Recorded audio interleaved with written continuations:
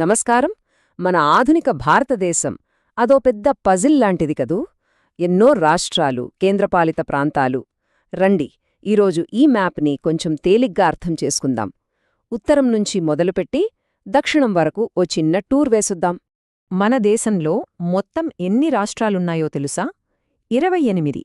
అవును, అడ్మినిస్ట్రేషన్ కోసం మన దేశాన్ని 28 రాష్ట్రాలుగా విభజించారు. ఈ నంబర్ మన దేశంలో ఉన్న వైవిధ్యాన్ని, పరిపాలనా తీరును చూపిస్తుంది. ఆ 28 రాష్ట్రాలే కాదు, వాటితో పాటు మరో 8 కేంద్రపాలిత ప్రాంతాలు కూడా ఉన్నాయి. వీటిని ప్రత్యేకమైన పరిపాలన కోసం ఏర్పాటు చేశారన్నమాట. ఈ రెండూ కలిస్తేనే మన దేశం పూర్తి మ్యాప్ మన కళ్ల ముందుంటుంది. సరే, ఇంక లేటెందుకు? ఇండియా మ్యాప్లో ఒక టూర్కి రెడీ అయిపోండి. మన ప్రయాణం ఎక్కడ్నుంచి మొదలవుతుందంటే, మన దేశానికి కిరీటంలా ఉండే ఉత్తర రాష్ట్రాల్నుంచి. మనం మన టూర్ని పర్వతాలతో నిండిన ఉత్తర ప్రాంతంలో మొదలుపెడుతున్నాం. ఇక్కడ హిమాలయాల నీడన ఎన్నో చారిత్రక ప్రాధాన్యత ఉన్న రాష్ట్రాలున్నాయి. ఇక్కడున్న ప్రతి రాష్ట్రానికి దానికంటూ ఓ ప్రత్యేకమైన కథ ఉంది. ఇక్కడ చూడండి, హిమాచల్ ప్రదేశ్, పంజాబ్, ఉత్తరాఖండ్, హర్యానా, రాజస్థాన్ ఇవన్నీ వాటి రాజధానులతో ఉన్నాయి. అయితే ఇక్కడో ఇంట్రెస్టింగ్ విషయం గమనించారా? పంజాబ్, హర్యానా ఈ రెండు రాష్ట్రాలకి ఒకే రాజధాని ఉంది. ఏంటది? దాని వెనుకున్న కథేంటో ఇప్పుడే తెలుసుకుందాం. కరెక్ట్, చండీగఢ్ చాలా స్పెషల్ సిటీ అనమాట. ఇది కేవలం పంజాబ్, హర్యానాలకు ఉమ్మడి రాజధానే కాదు, అదే సమయంలో అదొక కేంద్రపాలిత ప్రాంతం కూడా. మన పరిపాలన వ్యవస్థలో ఇదొక చాలా ఆసక్తికరమైన విషయం. అంటే ఆలోచించండి, చండీగఢ్ ఒకేసారి 3 పనులు చేస్తోందనమాట.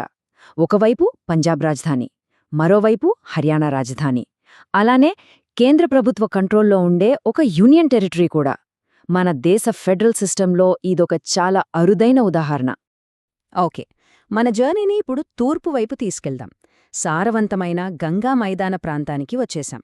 దేశంలోనే ఎక్కువ జనాభా ఉన్న ఉత్తరప్రదేశ్, ఎంతో చరిత్ర ఉన్న బీహార్, వెస్ట్ బెంగాల్, ఝార్ఖండ్ అన్నీ ఇక్కడే ఉన్నాయి. వాటి రాజధానులేంటో ఈ టేబుల్లో చూడొచ్చు. ఇప్పుడు మనం వెళ్తున్నది ఇండియాలోకెల్లా చాలా విభిన్నమైన, అందమైన ఈశాన్య ప్రాంతానికి. 7 సిస్టర్స్ అని ముద్దుగా పిలుచుకునే ఈ రాష్ట్రాలు వాటి సంస్కృతి, సంప్రదాయాలతో భలే ఉంటాయి. సిక్కిం నుంచి మేఘాలయ వరకు ఈ రాష్ట్రాల లిస్ట్ ఇక్కడ ఉంది, చూడండి. సరే, మన టూర్ ఇప్పుడు దేశం నడిబొడ్డుకి అంటే సెంట్రల్ ఇండియాకి వచ్చేసింది.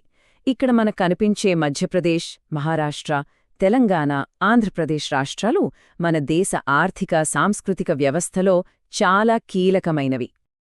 అలాగే మన రాష్ట్రాల టూర్కి ఫైనల్ టచ్చిస్తూ దక్షిణ తీర ప్రాంతానికి వచ్చేద్దాం. Technology hub Karnataka, tourist Paradise Goa, గొప్ప సాంస్కృతిక వారసత్వమున్న తమిళనాడు, అలానే దేవుని సొంత దేశం కేరళ, ఇలా హిమాలయాల దగ్గర మొదలుపెట్టి సముద్ర తీరం వరకు మన 28 రాష్ట్రాల టూర్ పూర్తయింది. రాష్ట్రాల సంగతి చూశాం కదా, ఇప్పుడు కథలో సెకండ్ పార్ట్కి వెళ్దాం. అవే కేంద్రపాలిత ప్రాంతాలు. అసలు రాష్ట్రాలకి వీటికి తేడా ఏంటి, వాటి స్పెషాలిటీ ఏందో ఒకసారి చూద్దాం.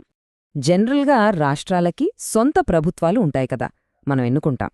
కానీ కేంద్రపాలిత ప్రాంతాల విషయం వేరు. కొన్ని ప్రత్యేకమైన కారణాల వల్ల, వ్యూహాత్మకంగా ఇవి చాలా ముఖ్యమైనవి కావడం వల్ల ఇవి నేరుగా సెంట్రల్ గవర్నమెంట్ కంట్రోల్లో ఉంటాయన్నమాట. మన దేశం మ్యాప్లో మొత్తం ఈ 8 కేంద్రపాలిత ప్రాంతాలున్నాయి. ఉత్తరాన మంచుకొండల్లో ఉన్న లడాక్ నుంచి దక్షిణాన ఉన్న పుదుచ్చేరి వరకు. ప్రతిదానికి దానికంటూ ఓ ప్రత్యేక గుర్తింపు, ఓ ప్రత్యేక పరిపాలనా విధానముంది. ఈ యూనియన్ టెరిటరీస్లో జమ్మూ అండ్ కశ్మీర్ స్టోరీ కొంచెం డిఫరెంట్. అక్కడి వాతావరణం వల్ల ఈ ప్రాంతానికి 2 రాజధానులున్నాయి. అవును, సమ్మర్లో శ్రీనగర్ నుంచే, వింటర్లో జమ్మూ నుంచి పరిపాలన నడుస్తుంది. ఎంత ఇంట్రెస్టింగ్ గదా. సరే, ఇప్పటిదాకా మనం చూసిన రాష్ట్రాలు, కేంద్రపాలిత ప్రాంతాలు, ఈ పజిల్ ముక్కలన్నిటినీ కలిపితే ఆధునిక భారతదేశం యొక్క పూర్తి అడ్మినిస్ట్రేటివ్ మ్యాప్ మన కళ్ల ముందుకొస్తుంది.